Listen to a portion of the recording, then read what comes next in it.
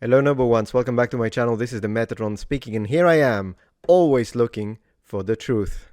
Okay, so what we've got here, we are on a channel called the SPQR Historian. Now, being a Rome fanboy myself, I hope that what we're going to see today is going to be a really good video, that it's only going to tell us about the facts. Title: Elagabalus, the fanboy, in quotes, Emperor, number 24, Roman History documentary series. Now, already the fact that this is called a documentary series means that I'm expecting precision and historical accuracy. Right?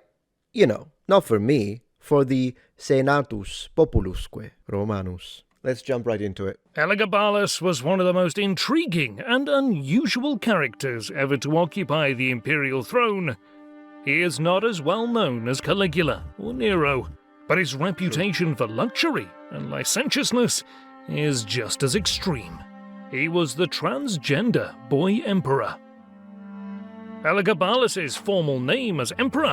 Okay, I was expecting him to say, or so they say. Because anyone who makes a documentary, we're already starting bad. Maybe he's gonna say it later, but anyone who makes a documentary on Elagabalus and just takes it for granted that he was transgender, you have lost me there.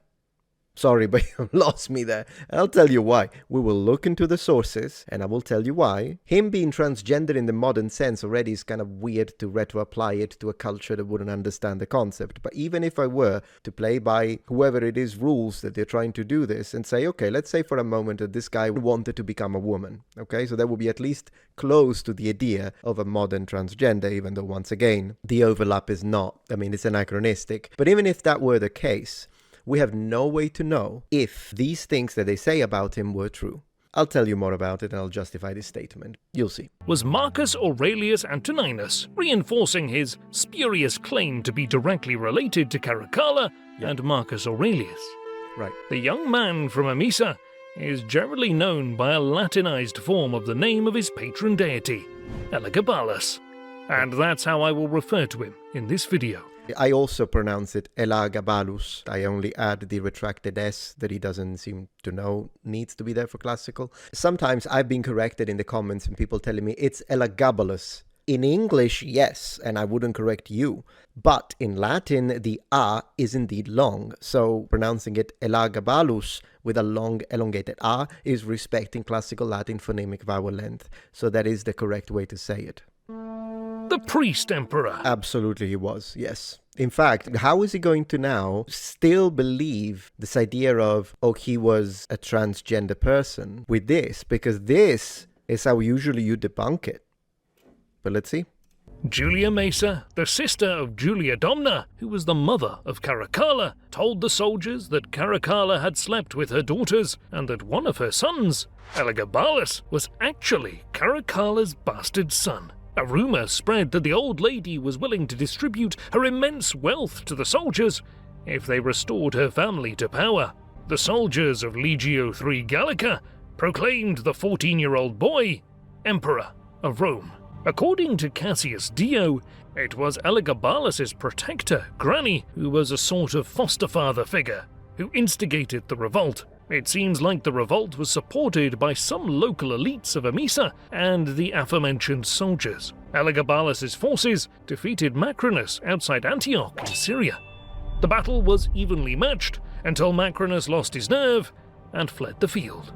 He got as far as Asia Minor before a centurion caught up with him and cut off his head. Yeah, exactly. Macrinus' realm is only like, it's very short, and then he ends up being beheaded. So if you watched Gladiator 2, I guess this is a massive spoiler if you haven't, but Macrinus is portrayed as like a very intelligent and successful man on that show. But then again, when you do know how he ends up like this, I mean, yeah.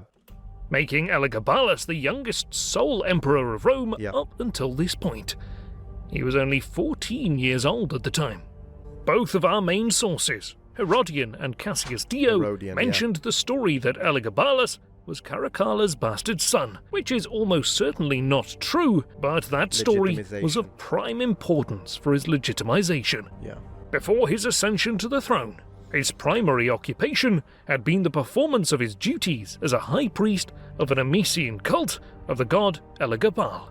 because of the Syrian ancestry and lineage. I'm expecting now, but then again, at this point, I don't know if it's going to happen. So both Cassius Dio and Herodian are primary sources of information on Elagabalus. There are a few others. We'll see if he mentions them. If not, I will. A lot of the things they say is what people who try to push this idea that Elagabalus was transgender use. Problem is that a lot of the information, such as, oh, Elagabalus liked to dress like a woman and put on makeup, and then people used it to say, see, he was transgender. No, he was the priest of an Eastern cult.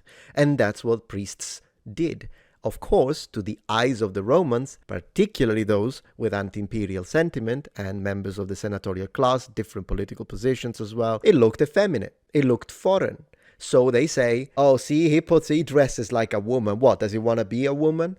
It's clearly anti-imperial propaganda, and it's clearly a misrepresentation of what would have been otherwise ritualistic practices that we are aware of the Syrians. It's as simple as that.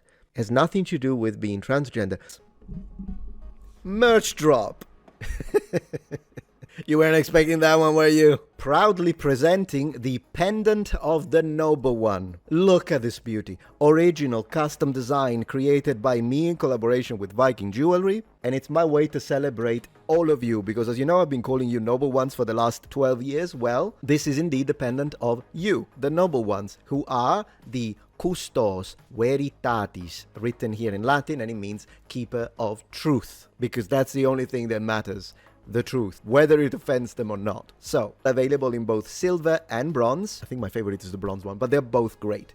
And this can be bought as a set, as we offer the original ring of the noble one, available in silver, bronze, and gold, the bracelet of the noble one, silent oath of truth, and a more low-profile version of the ring for those who prefer something a little thinner, which we offer also in bronze, silver, 14-karat gold, and 18-karat gold. Use the code NOBLE1 for a 15% discount at checkout, and massive thanks to each and every single one of you, and thank you to my haters for supporting my work. Of course, he liked both men and women, so he wasn't homosexual. He's reported to have had sex with several women. Maybe he was bisexual in modern standard. I would push it as far as that, but that's it. Usually the Romans wouldn't use it against you unless it was outside the proper social standards. I'll get back to that. He was worshipped in the form of an unfigured rock, not the strongest claims to the imperial throne. While Roman religious practice often accepted new gods, a great deal of the ancient testimony about his reign concerns the exoticness of the cult and the strangeness of his own behavior. There you go. It is said that he sent a huge picture painted of himself in his finery to Rome in advance of his arrival, to not shock the people of Rome upon his entrance into the city. Herodian writes, Julia Maesa was greatly disturbed and tried again and again to persuade the youth to wear Roman dress when he entered the city to visit the Senate. She was afraid that his appearance, obviously foreign and wholly barbaric, would offend those who saw him.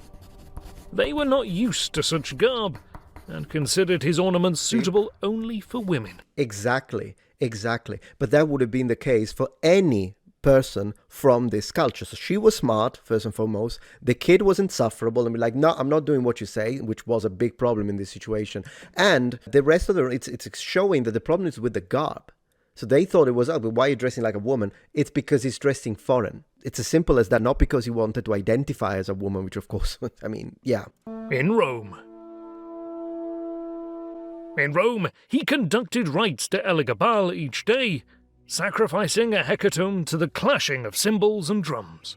He and his female attendants wore a Phoenician dress, and he required high-ranking political and military officials to dress likewise, and to carry the entrails of their victims in golden bowls. This, naturally, caused the resentful Senate to disdain their new ruler.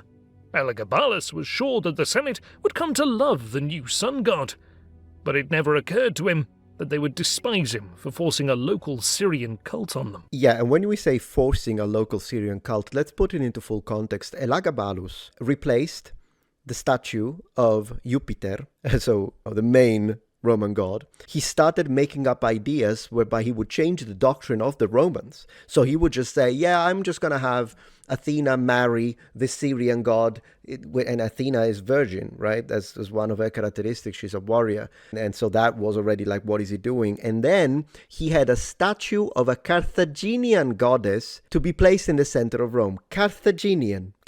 After all the Punic Wars. I'm surprised it lasted 4 years. If I remember correctly, it's 4 years. I'm surprised. To mitigate his conduct, his mother arranged a marriage to a high-ranking Roman woman.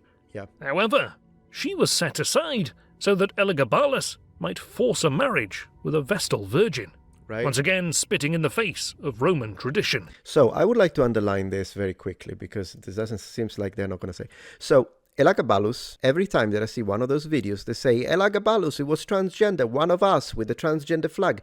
It pisses me off because Elagabalus was a disgusting human being if we are to believe the sources.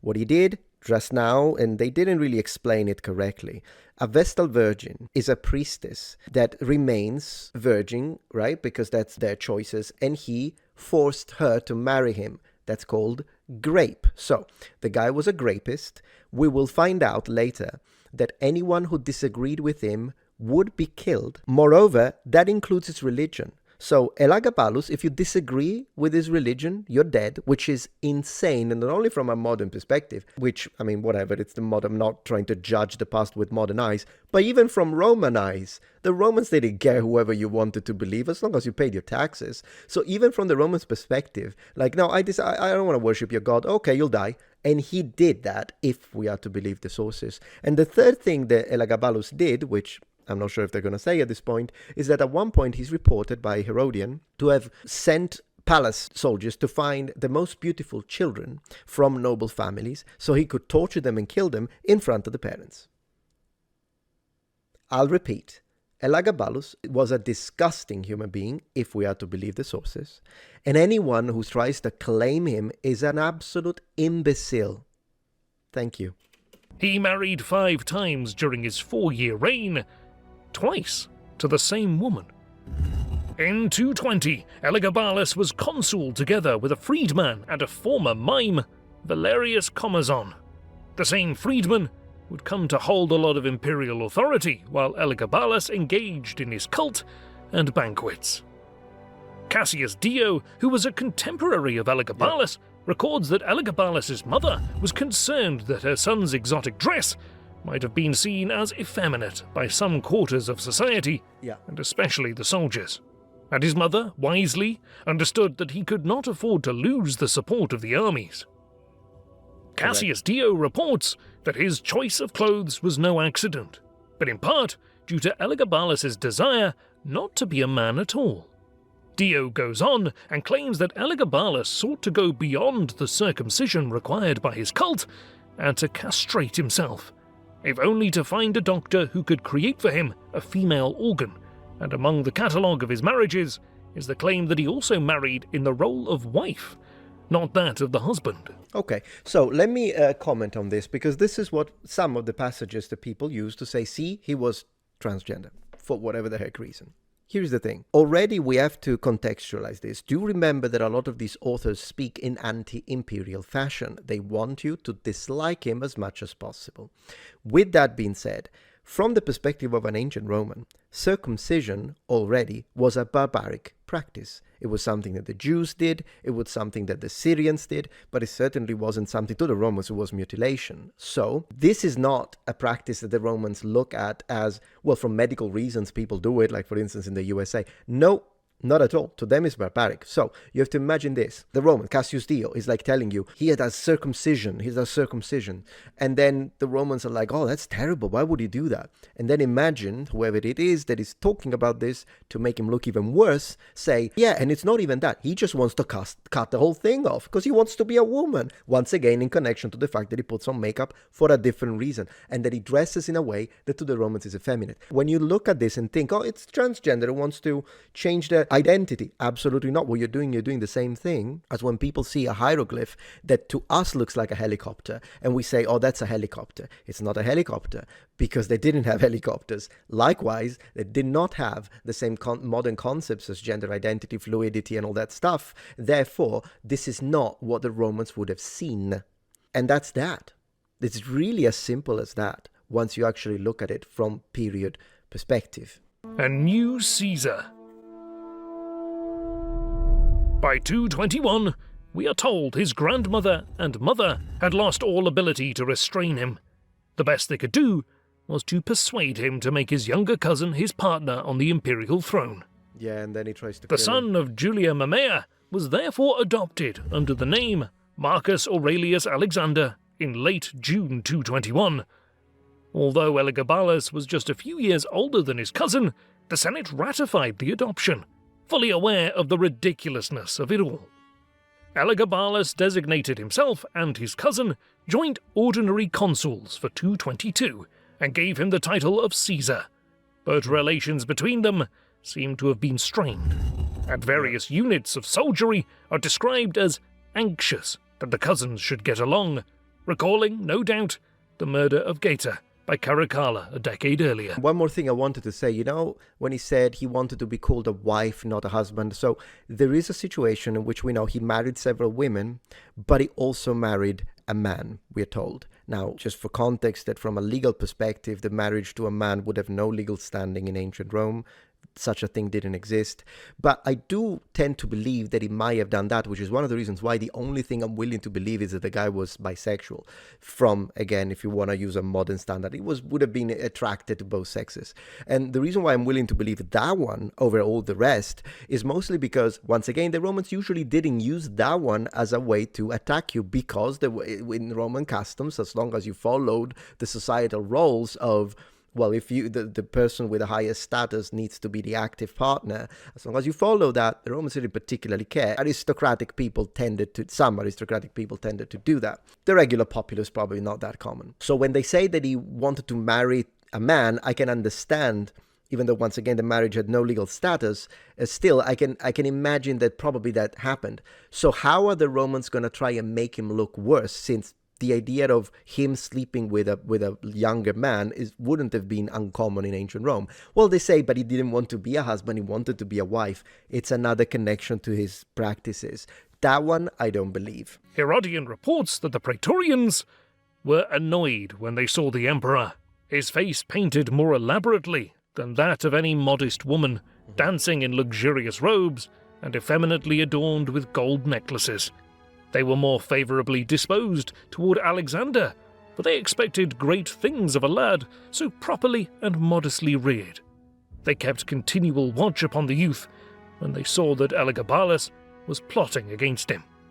His mother, Mamaea, did not allow her son to touch any food or drink sent by the emperor, nor did Alexander use the cupbearers or cooks employed in the palace, or those who happened to be in their mutual service. Only those chosen by his mother, those who seemed most trustworthy, were allowed to handle Alexander's food. Yeah, that's the thing. I would admit, like, sometimes we think of the people in power in classical antiquity to be, and even in the Middle Ages, to be like, wow, would have been nice, you would have been rich, you could have had whatever you wanted. Right. But then every time you drink something, you don't know if you're being poisoned. I mean, I don't know, man. I'll take middle class. Just don't put me at the top, because, I mean, that happens then. As the relationship between Augustus and Caesar began to unravel, our sources include details of 2 plots by Elagabalus to liquidate his younger cousin. Yes. One day, March 11, Okay, I'll skip this section. I want to see the conclusion. Final thoughts. Final Let's go. thoughts. The figure of Elagabalus has long blurred fact with fiction. The many layers of images around the historical core, which already started to form in antiquity, have obscured our vision of the 3rd century emperor. Where does historical reality end and imagination begin? Yeah. One thing seems to be clear, however. He intended to implement a distinctly foreign god at the head of the Roman pantheon. In many other fields, other than religion, his reign was characterized by continuity rather than change. The empire was still in the age of relative peace and stability, which would start to crumble under Severus Alexander with the first attacks of the Persians. It also testifies to the ongoing competence of Rome's administrative apparatus, which was still functioning despite the rather incompetent rulers who had occupied the throne in recent years. We should be careful, therefore, not to exaggerate the exceptional status of the years 218 to 22 within the larger scope of Roman imperial history. No, we should be careful to not propagate the myth of the transgender emperor, which you failed to do. The historical information was not bad, but literally anyone who watches this is going to think, oh yeah, Elagabalus was transgender. And that's not giving a neutral, correct perspective from the actual interpretation of contextualized sources. And from a documentary, I do expect that. I don't know, it's the first video I watched from this channel. Not a good start, but perhaps they have another video or another few videos that I will like very much. You know, I don't judge a channel from a single video, but I have to say, we'll see. I'll give them another chance, and that's that. But anyways, check them out, watch their videos, let me know. And thank you for watching. Bye. If you appreciate my content so far and wish to help ensure my ability to continue to tell it how it is, regardless of any possible backlash, please support this channel on Patreon. Any support helps me and my team of academics keep the channel strong and gives us the means to fight back against the political rewriting of history. Stand with us, form the wall, defend the truth.